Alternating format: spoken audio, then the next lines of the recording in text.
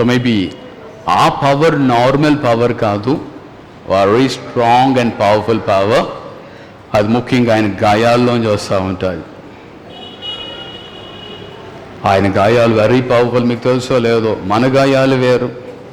మన గాయాలు క్షయమైన గాయాలు, ఆయన గాయాలు అక్షయమైన గాయాలు. ఆ గాయంలో వేలు పెట్టామా, కరెంటు పాస్ అయినాడు వచ్చేస్తుంది, జమ్మని వచ్చేస్తుంది. ఆ పునరుత్థాన శక్తి మీకు కావాలా? యా, అది దేవుడు శక్తి.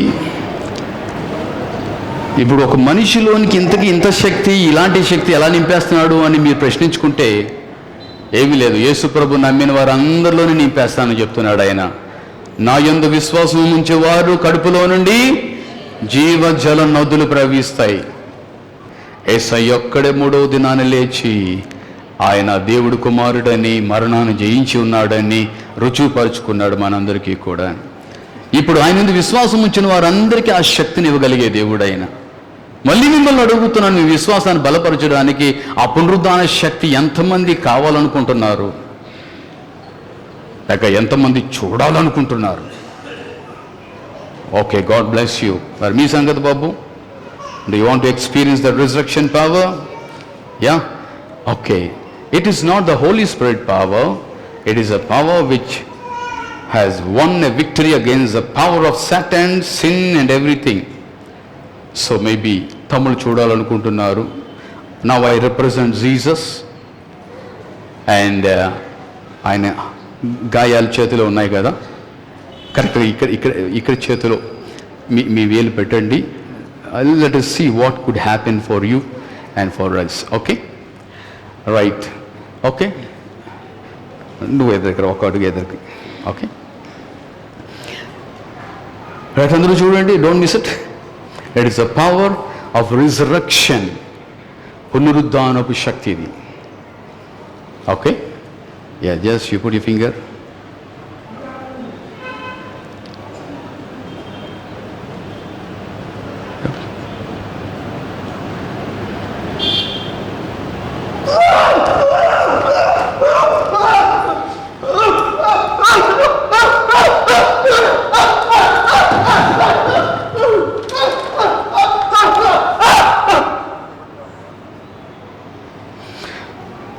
Very powerful, very powerful.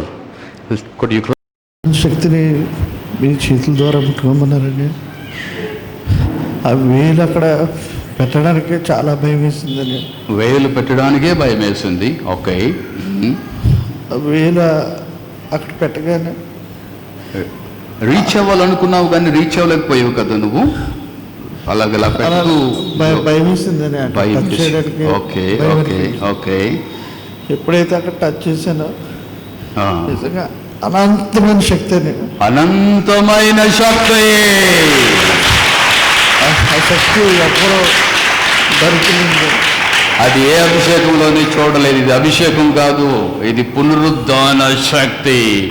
నీలో ఉన్న పాపాన్ని ముక్కలు చేసే శక్తి, పాపం యొక్క నైజాన్ని కొట్టివేసే శక్తి, ప్రతి అనారోగ్యాన్ని తరిమి కొట్టగలిగే శక్తి. ఓకే, శక్తి ముందు నీకు తెలియలేదు, నిలవలేకపోయావు. You kept on rolling. Yeah, that's good. God bless you. God bless you Pradeep.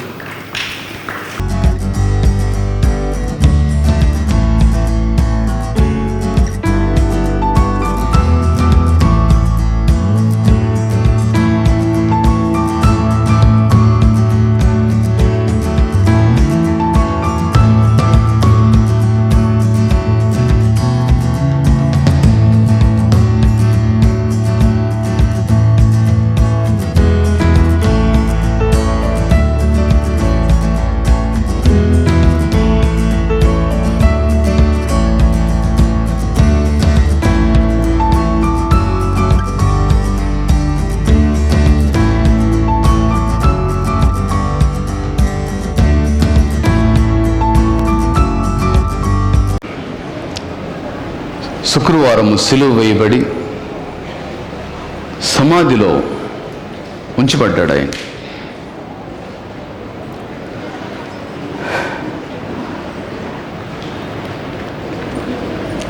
అయితే యేసయ్య జీవిస్తున్న దినాలలోనే శిష్యులకు చెప్పాడు, ఎదుగో నేను మరలా తిరిగి 3వ దినాన్న లెగుస్తాను.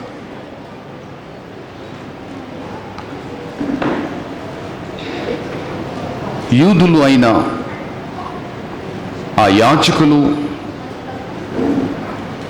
ఆ పండితులు వారు ఏం చేశారంటే, యేసుప్రభు వారు 3వ దినాన్ని తిరిగి లెగిస్తానన్నాడు, ఒకవేళ లేచాడంటే ఇంకా మనము ఈ మనుషులు ఎవరిని ఆప్ చేయలేము, అందరూ ఆయనే నమ్ముతారు, మనం అందరినీ కూడా పక్కన పెట్టేస్తారు అని చెప్పి రాజు దగ్గరికి వెళ్ళి ఆయన తిరిగి లేవకుండా సమాధికి రాజముద్ర వేసి సీల్ చేసేసి అక్కడ సైనికుల్ని కాపలా పెట్టమని వారు కోరుతారు.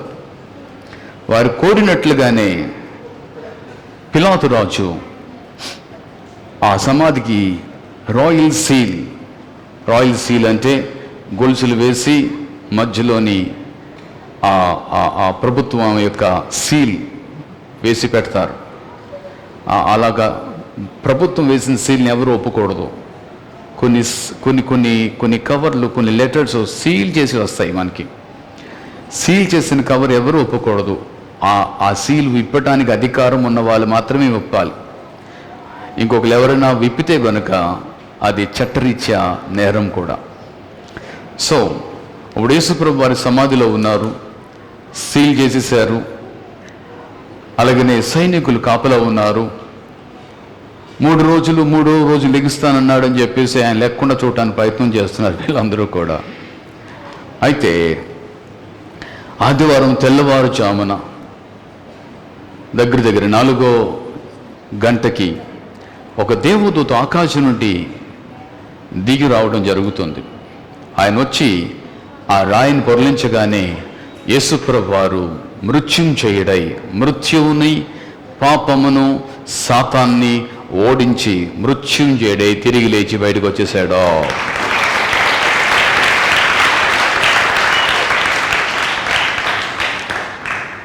యేసయ్య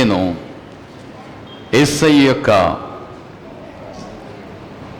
ఆ మరణాన్ని ఎవరు ఆపలేకపోయారు.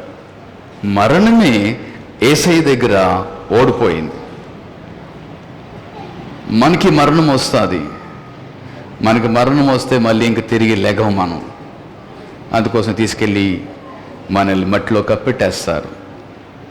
మనుషులమైన మనము పాపం యొక్క జీతాన్ని తీసుకుంటున్నాం. పాపం యొక్క అల్టిమేట్ జీతం ఏంటి అంటే మరణం. సో యేసు ప్రభు అయితే ఆయన దైవ కుమారుడిగా ఈ లోకానికి వచ్చాడు కాబట్టి మనలాగా శరీరధారికి లోకంలో జీవించి, పరిశుద్ధంగా జీవించి, పాపం అంటకుండా జీవించి, ఆ తర్వాత మన కోసం ప్రాణం పెట్టాడు. యేసుప్రభు వారి శిలువలో చచ్చిపోలేదు. యేసుప్రభు వారి శిలువలో చచ్చిపోయాడని చెప్పొద్దు. చనిపోవడం అనేది ఎవరికి జరుగుతుందంటే పాపములో పుట్టినవాడుకు పాపంలోనే చచ్చిపోతాడు. అందుకోసమే మరణం అనేది మన చేతిలో ఉన్న విషయం కాదు. మరణం వస్తే ఎవరన్నా యాక్సెప్ట్ చేయవలసిందే. మరణం వచ్చిందంటే అక్కడక్కడ టప్పమని రాలిపోతాం మనము. మీరు ఇంకా బ్రతికి ఉన్నారంటే దేవుడు కనికరించి మీకు ఆయుష్నిచ్చాడు. మీకు ఆయుష్నిచ్చిన దేవుడికి ఒక్కసారి చెప్పడం కూడా దేవుని అయిపోయాను.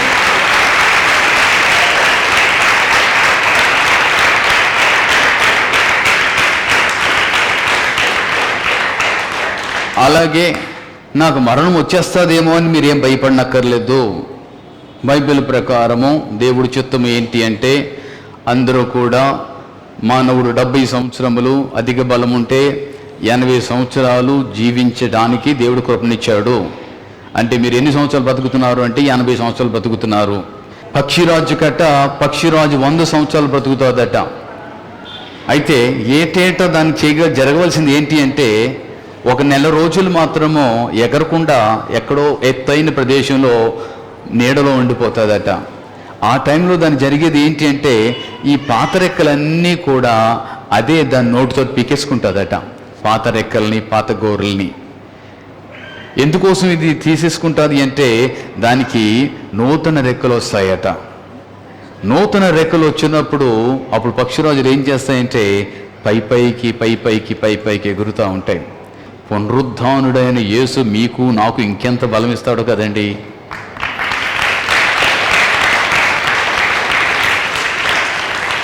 సో ఆయన తిరిగి లేచాడు, సమాధిని గెలిచాడు, ఆయన బయటకు వచ్చాడు.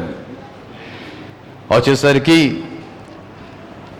ఇప్పుడు ఆ స్త్రీలు వచ్చేసరికి సమాధి తెరవబడి ఉన్నది. యేసుప్రభు వారు లేరు, కానీ ఆయన వస్త్రాలు మాత్రము అక్కడే ఉన్నవి. ఆ సమాధి చేసిన ఆ వస్త్రాలు. వెంటనే మరియ చూసి భయపడిపోయింది. అయ్యో ఈయన ఎవరు ఎత్తుకుపోయారు అని అనుకున్నది. అక్కడ ఈలోకి వెళ్ళి పేతురు యోహానాలకు చెప్పమని చెప్తే కొందరు స్త్రీలు వెళ్ళి వారు పరిగెట్టుకుని వాళ్ళకి వెళ్ళి ఆ కౌరు చెప్పేసరికి వాళ్ళు పరిగెట్టుకుని వచ్చారు. వచ్చి సమాధిలోకి చూసేసరికి యేసయ్య లేడు సమాధిలో. అయితే వారు ఏమైపోయాడని భయంతోటి ఆందోళనతోటి వారు ఇదైపోతున్నారు. ఎందుకంటే ఇప్పుడు రాజే స్వయంగా సీల్ చేసేసి ఉంచేశాడు. ఆ సీల్, ఆ గొలుసుల్ని ఎవరు పగలగొట్టేశారు? పెద్ద రాయి ఆ సమాధి ఎదుట పెట్టారు. ఆ రాయిని ఇప్పుడు ఎవరు పక్కకు పొరలించారు? ఎవరు ఎత్తుకుపోయారు ఈయన్ని?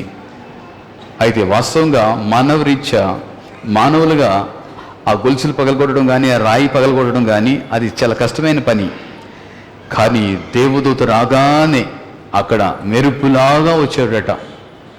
అక్కడ దేవదూత మెరుపులాగా వచ్చేసరికి సంఖ్యలన్నీ టపా టపా టపా టపా తెగిపోయాయి. అంతేకాదు ఆ ప్రభావానికి ఆ రాయి కాస్త పక్కకు పోయింది. యేసుప్రభు వారు పునరుద్ధానుడై తిరిగి బయటకు వచ్చేసాడు. ఇప్పుడు మగ్ధులైన మరియ అక్కడ కూర్చుని ఏడుస్తుంది. ఆవిడ, అయ్యో నా యేసుప్రభుని ఎవరు ఎత్తుకుపోయారు అని చెప్పి. ఈలోగా యేసుప్రభు వారు ఆవిడ దగ్గరికి నడుచుకుంటూ వచ్చారు. ఈ ఈస్టర్ దినము ఒక అద్భుతమైన దినము. ఇది ఒక గొప్ప పర్వదినం మనందరికీ కూడా. ఎందుకోసమంటే అక్కడ యేసయ్య ఉన్నారు, అక్కడ దేవదూతలు ఉన్నారు, అక్కడ దేవుని యొక్క ప్రసన్నత ఉన్నది, అక్కడ దేవుడి యొక్క మహిమ ఉన్నది. ఈస్టర్ మనకేం చేసింది అంటే పాపం యొక్క బలాన్ని విరిచివేసింది. అదే కొరింథీయులకు రాసిన పత్రికలో అంటాడు, ఓ మరణమా నీ ముల్లెక్కడా, ఓ మరణమా నీ విజయం ఎక్కడా. ఆయన మరణపు ముళ్ళుని విరిచివేసిన దేవుడు. ఆయన మరణం యొక్క ముళ్ళుని విరిచేశాడు. మరణపు ముళ్ళు విరిచివేయటం ఏంటి? మరణము మేబీ అది ఒక హనీబీ, తేనెటీగ లాంటిది. తేనెటీగ కానీ హార్నెట్, కందిరీగలకి అవి చాలా స్టింగ్ చాలా బలంగా ఉంటుంది. తేనెటీగల కంటే పెద్దగా ఉంటాయి కందిరీగలు. అవి కుడతాయి, తేనెటీగలాగానే కుడతాయి. దాని కొండము వెనకాల ఉంటుంది. ఇంతకే ఈ తేనెటీగలకి ఈ కందిరీగలన్నిటికీ కూడా సహజంగా ఇది ఎప్పుడు కుడుతుంది అంటే దానికి ఇంక ప్రమాదం వస్తుంది. ఆ ప్రమాదం వల్ల ఇది చచ్చిపోయే పరిస్థితి వచ్చేసింది. సో దాన్ని డిఫెండ్ చేసుకోవడానికి కానీ, అవి పట్టుకున్న తేనె పట్టును డిఫెండ్ చేసుకోవడానికి కానీ ఆ కొండాన్ని శరీరంలో గుచ్చి విరిచేసుకుంటాయి అవి. అది ఎవరన్నా కుట్టి దాని కొండాన్ని విరిచేసింది అంటే అర్థం ఏంటి అంటే ఇంకొక 20 నిమిషాల్లోని ఆ తేనెటీగ చచ్చిపోతుందని అర్థం. తాను ప్రాణత్యాగం చేసుకోవడానికి ముందు మాత్రమే అది విరిచి చచ్చిపోతూ ఉంటాయి ఇవి. సో సాతానుడికి కొండం ఉన్నది. ఆ కొండంతో యావత్ మానవ జాతిని కూడా వాడు కుట్టేశాడు. అందరినీ పాపంతో ఇంజెక్ట్ చేసేసాడు. అందరిలోనికి పాపం వచ్చేసింది ఈ రోజున. సో మానవులు అయిన మనం అందరం కూడా ఆ పాపం యొక్క ప్రభావాన్ని వలన ఆ పాపం యొక్క పర్యవసానాన్ని అనుభవిస్తున్నాం. మనకు రోగాలు కానీ, సమస్యలు కానీ, ఇబ్బందులు కానీ, ఆఖరికి మన ఒంట్లో దయ్యాలు కూడా ఎందుకు వచ్చేసాయి మనుషుల్లోకి అంటే పాపం వల్ల వచ్చేసాయి. ఇప్పుడు మనందరిలోని పాపం పని చేస్తుంది కాబట్టి ఇప్పుడు యేసుప్రభు గారు చేసిన పని ఏంటి అంటే ఆయన పాపం యొక్క బలాన్ని విరిచేశాడు. ఇంకా పాపం ఒక్కసారి విరిచేస్తే, ఆ కొండం ఒక్కసారి విరిచేస్తే ఇంక ఎవరి మీద పని చేయలేదు. ఆ కొండం ఒక్కసారి విరిచేస్తే ఇంక మరణం యొక్క బలం ఎవరి మీద పని చేయలేదు. మీకు తెలుసో లేదో, చచ్చిపోయిన వారి కోసం కూడా మనం ప్రార్థన చేస్తే చచ్చిపోయిన వారు తిరిగి బ్రతుకుతారు. ఇప్పుడు మనకి దేవుడు అంత అధికారం ఇచ్చాడు. అందుకోసం ఆయన చెప్తున్నాడు, పునరుద్ధానము జీవము నేనే. ఒకసారి చూద్దాము, అది యోహాను సువార్త 11వ అధ్యాయము 25-26 వచనాలు. చదువు తల్లి. యోహాను 11:25-26. అందుకు యేసు, పునరుద్ధానమును జీవమును నేనే. నా యందు విశ్వాసముంచువాడు చనిపోయినను బ్రతుకును, బ్రతికి నా యందు విశ్వాసముంచు ప్రతివాడును ఎప్పటికీ చనిపోడు. అందుకు యేసు పునరుద్ధానమును జీవమును నేనే అని అంటున్నాడు. ఇది ఏ సందర్భంలో మాట్లాడుతున్నాడు అంటే, లాజరు చనిపోయాడు, లాజరుని సమాధిలో పెట్టేశారు. లాజరు సంహౌ జబ్బు పడ్డాడు. ఆ జబ్బు చాలా సీరియస్ జబ్బు, సడన్గా వచ్చేసింది. ఆ జబ్బు ఏంటో తెలీదు, కానీ యేసు ప్రభు దగ్గర కరు పంపించే లోపుగా ఈ వెళ్ళిన మనుషులు అక్కడికి వెళ్ళగానే ఈయన ఇక్కడ చచ్చిపోయాడు. అయితే యేసు ప్రభు వారు ఈ మరణము దేవుడు మహిమ కోసం వచ్చిందని చెప్పి ఇంకొక 2 రోజులు తడువు చేశాడటండి. 2 రోజులు ఆగి వచ్చాడు ఆయన. అది 1 రోజు ప్రయాణం. 2 రోజులు తడువు చేసి 4వ రోజు వచ్చాడు. యేసు ప్రభు వారు వచ్చేసరికి ఈయన చచ్చిపోయి సమాధిలో పెట్టేశారు ఆల్రెడీ. సో 4 రోజుల నుంచి శవం ఇప్పుడు లోపల ఉండిపోయింది సమాధిలో. ఇప్పుడు యేసు ప్రభు వారు అక్కడికి వచ్చారు. యేసు ప్రభు వారు ఎప్పుడైతే వచ్చాడని తెలిసిందో, మరియా అలాగనే తన సహోదరి వారిరువురు కూడా పరుగున వెళ్ళారు. మరియా అంటుంది, అయ్యా, మరియా మార్తలు, అయ్యా, ఒకవేళ నువ్వు ఇక్కడ ఉంటే నా తమ్ముడు చావకపోదును, అయితే నువ్వు లేని కారణాన్ని చనిపోయాడు నానా అని చెప్పి అంటే, ఆ సందర్భంలో మాట్లాడుతున్నాడు యేసు ప్రభు వారు, పునరుద్ధానము జీవము నేనే, నా యందు విశ్వసించేవాడు చనిపోయినా కానీ మరలా బ్రతుకుతాడు. ఒకవేళ బ్రతికి ఉంటే గనక వాడు నిత్య జీవాన్ని చూస్తాడు అని అంటున్నాడు. జాగ్రత్తగా ఆలకించాలి. మానవ కోటి అంతా కూడా పాపం యొక్క కాటుకి గురయ్యి ఈరోజు మనం అందరం సమస్యలు అనుభవిస్తున్నాం. ఇప్పుడు చెప్పండి మీరు, పునరుద్ధానము జీవము నేనే అని అంటున్నాడు ఆయన. పునరుద్ధానము అంటే మరణాన్ని జయించిన శక్తి, పాపాన్ని జయించిన శక్తి. మనందరికీ కూడా ఈ రోజున మరణాన్ని జయించే శక్తి కావాలి, పాపాన్ని జయించే శక్తి కావాలి. పాపాన్ని జయించే శక్తిని పునరుద్ధాన శక్తి అని అన్నాడు. ఇప్పుడు లాజరు చనిపోయాడంటే పాపం ఏం చేసింది అతన్ని? పాపం యొక్క జీతము మరణము. పాపం యొక్క జీతం తీసుకున్నాడు. జీవితంలో అంతంకి వెళ్ళిన తర్వాత మనం అందరం పాపం ఇచ్చే జీతాన్ని తీసుకోవాలి. పాపం ఇచ్చే జీతం ఏంటండి? రోగము, ఆ తర్వాత మరణము. అసలుకి రోగము లేకుండా చచ్చిపోవడం అంటే గొప్ప భాగ్యం. అసలు మిమ్మల్ని అడగనివ్వండి, రోగము లేకుండా ఎంతమంది చచ్చిపోవాలనుకుంటున్నారండి? రోగము లేకుండా చచ్చిపోవాలనే కోరిక. యేసయ్య చెప్పింది చేయటానికి ఇష్టపడితే మీరు ఏ రోగము లేకుండా, ఏ బలహీనత రాకుండా చక్కగా నడుస్తూ వెళ్ళిపోతున్నాను అని చెప్పి హ్యాపీగా నిద్రపోతారు. మీరు నిద్రపోవడం అంటే మరణం. కానీ అది ఒట్టినే అందరికీ అవ్వదు ఇంతకే అని, మీరు చేతులు ఎత్తినందుకు అవ్వదు అది ఇంతకేనే. అది అవ్వాలంటే ఏ రోజుకి ఆ రోజు సిలువును మోసుకుని మీరు నడవడం నేర్చుకోవాలి. ఇప్పుడు ఆయనతోటి ఎవరు సిలువ అంటే, ఆరోగ్యం ఉన్నప్పుడు, బలం ఉన్నప్పుడు, అవకాశాలు ఉన్నప్పుడు మనిషి దేవుడికి లోపరుచుకోవడానికి ఇష్టపడడు. ఒకవేళ మీరు అలా చేయడానికి ఇష్టపడకపోతే ఆల్టర్నేటివ్గా అదే ఎదుర్కోవాల్సి వస్తుంది. ఇది సత్యము. ఈ సత్యానికి చెవి ఎక్కితే ఆత్మ విషయమై చెవి గలవారు వినుగాక. మీరు ఈ మాటలు విని మీరు కొంచెం సిలువ వేసుకోగలిగితే, కొంచెం సిలువను ఎత్తుకుని వెంబడించగలిగితే అద్భుతం. ఆశీర్వాదాలు వెంబడి ఆశీర్వాదాలకు వెళ్ళిపోతాం మనం అందరం కూడా. ఓకే, ఈ శక్తి ఏంటంటే ఇది పునరుద్ధాన శక్తి. పునరుద్ధాన శక్తి ఏంటంటే పాపాన్ని జయించిన ప్రభావం ఇది. పాపం మాత్రమే కాదు, మరణాన్ని జయించిన ప్రభావం కూడా. ఈరోజు చెప్పండి, రోగాలన్నీ ఎందుకు వస్తున్నాయని చెప్తుంది బైబిలు? పాపం వల్లే వస్తుందని చెప్తుంది. కష్టాలు నష్టాలు ఎందుకు వస్తున్నాయని చెప్తుంది బైబిలు? పాపం వల్లే వస్తుందని చెప్తుంది. ఆఖరికి మరణం కూడా ఎందుకు వస్తుందని చెప్తుంది బైబిలు? పాపం వల్లే వస్తుందంటుంది. ఇప్పుడు యేసుప్రభు వారు చేసిన పని ఏంటంటే ఆయన పాపం యొక్క ముళ్ళుని విరిచేశాడు. ఇప్పుడు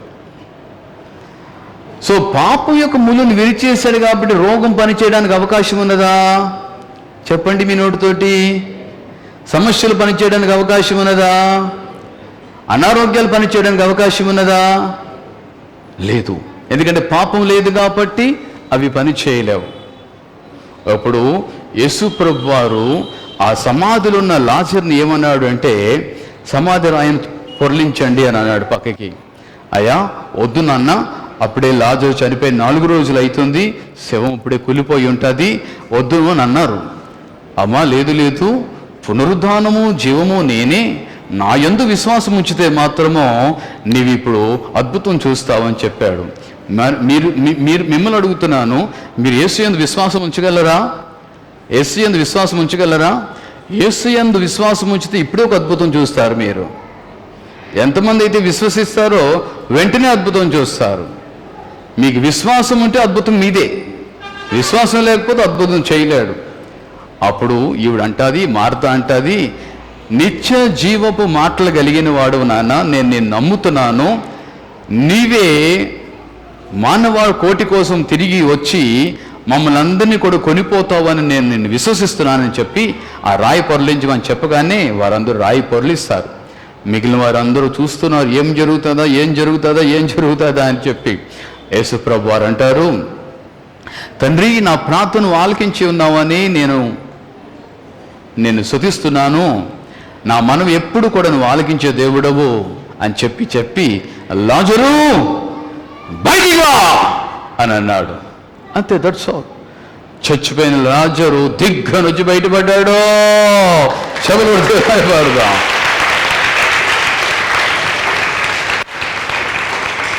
కదులుతున్నాడు. పాపము మనల్ని ఒక్కసారి చంపట్లేదు, మెల్లమెల్లగా చంపేస్తుంది మనల్ని కూడా. మన జీవితాలు నీకు తెలుసో లేదో ఇప్పుడు క్షయతికి గురైపోతున్నాయి. మనిషి 35 సంవత్సరాల వరకు ఎదుగుదల ఉంటుంది. 35 సంవత్సరాల వరకు బలము పుట్టుకుని వస్తూ ఉంటుంది, ఆరోగ్యం పుట్టుకుని వస్తూ ఉంటుంది, సామర్థ్యం పుట్టుకుని వస్తుంది. 35 తర్వాత ఏమవుతుంది అంటే మెల్లగా బలం ఒడిగిపోతూ ఉంటుంది, ఆరోగ్యం ఒడిగిపోతూ ఉంటుంది, సామర్థ్యం ఒడిగిపోతూ ఉంటుంది. ఇది మీ జీవితంలో ఎవరు పని చేస్తున్నారంటే మనందరి జీవితంలోని పాపం పనిచేస్తుంది. ఇంతకేం పాపం మనకి క్షీణత కలుగు చేస్తుంది, క్షయత కలుగు చేస్తుంది. అందుకోసమే కొంతమంది ఆరోగ్యాలు పోయి ఉన్నాము ఈ రోజున, కొంతమంది సామర్థ్యానికి పోయి ఉన్నాము, కొంతమంది బలాన్ని పోయి ఉన్నాము, కొంతమందికి ఆశీర్వాదాలే పోయి ఉన్నాము. అందరూ కూడా పాపం యొక్క బలము చేత ఇబ్బంది పడుతున్నాం మనం అందరం కూడా. ఇప్పుడు ఆ పాపం యొక్క బలం విరవబడితే మీకు ఆరోగ్యాలు మళ్ళీ పుట్టుకుని వస్తాయి. ఆ పాపం యొక్క బలం విరవబడితే మీకు మళ్ళీ ఆశీర్వాదాలు పుట్టుకుని వచ్చేస్తాయి.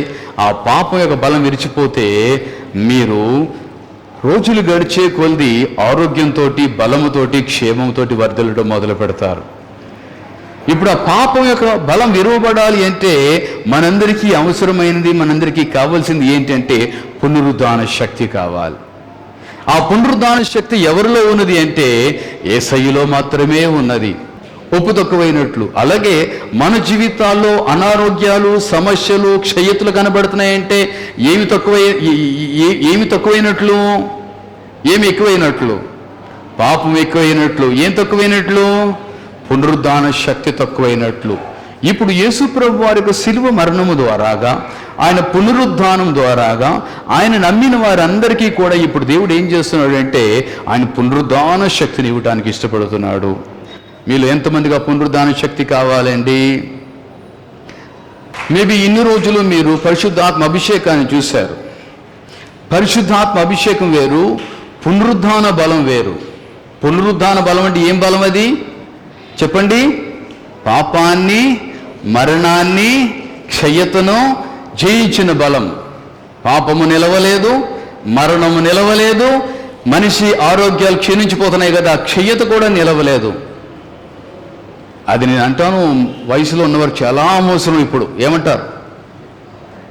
వారు ఆరోగ్యాలు సహకరించగా ఆఖరికి మీరు ఇంటి దగ్గర నుంచి ఇక్కడికి కూడా ఎంతో కష్టంతో వచ్చారు.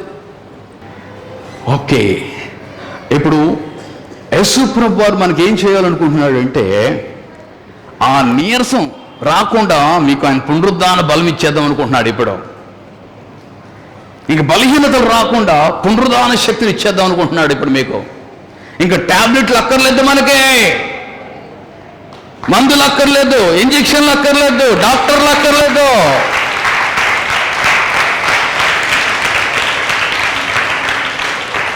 And let me tell you, we all need the power of resurrection. అది వస్తే అద్భుతమైన మార్పులు మన జీవితాల్లో వచ్చేస్తాయి. సో మేబీ ఆ పవర్ నార్మల్ పవర్ కాదు, very strong and powerful power. అది ముఖ్యంగా ఆయన గాయాల్లోంచి వస్తూ ఉంటుంది. ఆయన గాయాలు వెరీ పవర్ఫుల్. మీకు తెలుసో లేదో, మన గాయాలు వేరు. మన గాయాలు క్షయమైన గాయాలు, ఆయన గాయాలు అక్షయమైన గాయాలు. ఆ గాయంలో వేలు పెట్టామా, కరెంటు పాస్ అయినాడు వచ్చేస్తుంది, జమ్మని వచ్చేస్తుంది. ఆ పునరుద్ధాన శక్తి మీకు కావాలా? ముంగీస, పాము ఎప్పుడూ కొట్టుకుంటాయి. సంహవ్ ఆ రెండు బద్దు శత్రువులు, ఎవరు చెప్పనక్కర్లేదు. ఆ ఎదురుపడ్డాయంటే ఇంక కొట్టుకోవడానికి సిద్ధపడిపోతాయి. అయితే పాముకున్న ఒక బలం ఏంటి? విషం. మింగీసుకున్న బలము ఏమీ లేదు. దానికి ఏమీ లేదు, ఒట్టి పళ్ళు ఉంటాయి అంతే. కరెక్ట్గా పళ్ళల్లో పడితే కొరికేస్తుంది అది, లేకపోతే ఇది కరిచేసిందంటే చచ్చిపోతుంది అది. అందుకోసం మింగీసి ఏం చేస్తుంది అంటేనట, ఈ పాముని ఎక్కడైనా ఎదురైతే దాన్ని పోట్లాడుతూ come come come come come come దా దా దా అని చెప్పి ఒక రకమైన ఆకు ఉంటుంది అటు, వాటికి విషము విరిగేడు ఆకు. ఆ ఆకులు ఎక్కడున్నాయో చూసుకుని అక్కడ తీసుకెళ్ళిపోతాడు పాముని. అక్కడ కమ్, నువ్వు ఫైట్ చేయకూడనని ఫైట్ చేస్తుంది. అయితే ఒకవేళ ఏదైనా ఆ విషము దీంట్లోకి ఎక్కినట్లయితే వెంటనే ఏం చేస్తుందంటే, ఆ పొదలోకి వెళ్ళి ఆకుల్ని కొన్ని తీసుకుని నవలేసి మళ్ళీ వచ్చేస్తుందట. ఎందుకంటే ఆ ఆకు దాని బాడీలో ఉన్న విషయాన్ని అంతటిని విరిచేస్తూ ఉంటుందట. పాస్టర్ గారు, మమ్మల్ని ఉద్యోగాలు చేసుకోవద్దు అంటారా? మమ్మల్ని వ్యాపారం చేసుకోవద్దు అంటారా? మమ్మల్ని లోకంలో ఉండొద్దు అంటారా? నో నో నో, ఉండొద్దు వెళ్ళొద్దు అంటలేదు, తప్పదు, వెళ్ళాలి అందరూ కూడా. కానీ ఆదివారం మాత్రం ఆకులు నవ్వటానికి రండి ఇక్కడికి. ఒకవేళ నువ్వు ఆకులు నవ్వలేకపోతే నీలో ఉన్న విషము నిన్ను హరించి వేస్తూ ఉంటుంది. నీ మనశ్శాంతిని, నీ ఆరోగ్యాన్ని, నీ సామర్థ్యాన్ని, నీ బలాన్ని. చూడండి, అంతకంతకు అభివృద్ధి పొందిన జీవితాలు ఇప్పుడు అంతకంతకు క్షీణత చేస్తుంది. మీరు గమనించుకున్నారో లేదో, అది మనలో పాపం చేస్తున్న పని అన్నమాట అండి. ఇప్పుడు ఆ పాపానికి విరుగుడు కావాలి. విరుగుడు కావాలంటే పునరుద్ధాన శక్తి ఒక్కటే ఇప్పుడు మనకు లభ్యము. పాపాన్ని జయించే శక్తి పునరుద్ధానం శక్తి అయితే, ఆ తర్వాత మనకి జీవాన్ని ఇవ్వాలి. మళ్ళీ మనల్ని బలముతో నింపాలి, మనల్ని దైవ ప్రభావంతో నింపాలి, మనల్ని దైవ సామర్థ్యంతో నింపుతూ ఉండాలి. ఈ రెండూ జరగాలి. అంటే మనలో ఏదో పోవాలి ప్రతిరోజు, మనలోని ఏదో రావాలి ప్రతిరోజు. పోవలసింది ఏంటంటే పాపము, రావాల్సింది ఏంటంటే నిత్య జీవము. హల్లెలూయా. ఎస్ పిల్లారా, వాక్యం ఆలకించారు కదండి. ప్రార్థన చేసుకుందాము. దయతో అందరూ ఒకసారి తలలో వంచినట్లయితే చిన్న ప్రార్థన చేసుకుందాం. పరిశుద్ధుడా, స్తోత్రం, మీ ఘనమైన నామమును బట్టి వందనాలు.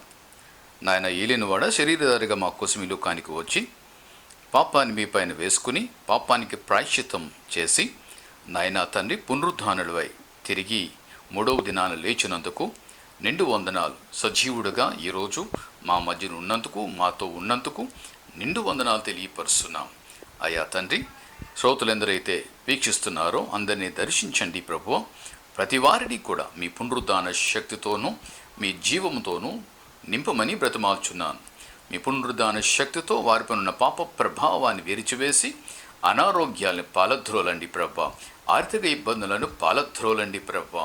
మీ కృప చొప్పున ప్రభా మీ జీవంతో నింపి ఇక మీదట దినదినం ప్రవర్తమానంగా ఆయుర ఆరోగ్యాలతోని, కృపాక్షేమాలతోని, ధన సమృద్ధులతోనూ మీ బిడ్డలు వర్ధిల్లే భాగ్యాన్ని ఇవ్వండి. అలాగే కరోనా బిడ్డలు ఎవరిని కూడా తాకుకుండులాగన మీ యొక్క సర్వశక్తిని కంచెగా వేసి ప్రతి కుటుంబాన్ని భద్రపరచమని, సహాయం చేయమని, త్వరగా వ్యాక్సినేషన్ అండ్ మెడికేషన్ వచ్చేలాగన్నా కృపదయ చేసి యావత్ మానవ కోటిని నాయన తండ్రి విడుదలిచ్చి మేలు చేయమని, నా యేసు నా ప్రభు దయగలిగి ఈ చిన్ని ప్రార్థన మీ బాలను చేర్చుకొనమని యేసు నామముని ప్రార్థన సమర్పించి వేడుకొనుచున్నాము తండ్రి. Amen, amen, amen. తండ్రి అయిన దేవుని యొక్క ప్రేమ, ప్రభు యేసుక్రీస్తు వారి యొక్క కృప, పరిశుద్ధాత్మ దేవుని యొక్క అన్యోన్య సహవాసము, దీవెన, ఆశీర్వాదాలు సదా మనందరికి తోడయుండి ఆయన పునరుద్ధాన శక్తితో పాపం యొక్క బలాన్ని, రోగం యొక్క బలాన్ని, ఆర్థిక ఇబ్బందులను, సమస్యలను విరుచువయునుగాక. ఆయన జీవముతో నింపి ఆరోగ్యము, క్షేమము, సమృద్ధి, దీవెనలు అనుగ్రహించునుగాక. Amen, amen.